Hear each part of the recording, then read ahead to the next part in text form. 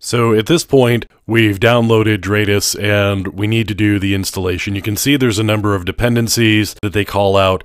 You need to have a Ruby interpreter, SQLite 3 libraries, and then the bundler gem. Now, once we've downloaded and we've unzipped it, we can actually take a look here at the framework and what we've got. So this is what's actually in the package that you download once you have untarred and unzipped it. And the first thing that you need to do is you need to do a reset. And the reset is going to do a little bit of cleanup, but it's also going to make sure that your dependencies are satisfied and make sure all of the Ruby plugins that are needed for Dradis to work are actually in place. So in this case, the dependencies are all there and we've got everything installed. So at this point, we're doing a checking for database migration, saving the backup, and now we're deleting attachments, cleaning the database, and all of that stuff. So once all of the dependencies are in place,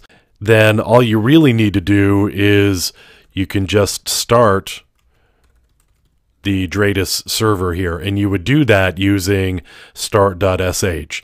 So again, we're running this under Linux, and Linux is really where Dradis is the most comfortable. There isn't a Windows package for this any longer. So you're going to run it under Linux, and we're just going to run the start shell script. And it's actually going to start up Ruby on Rails. You can see that it's booting up WebRick, and we're doing Rails 3.2.0. We've generated a certificate so that we can do HTTPS, and now we've actually got the application started up. And here's the URL where we would access it.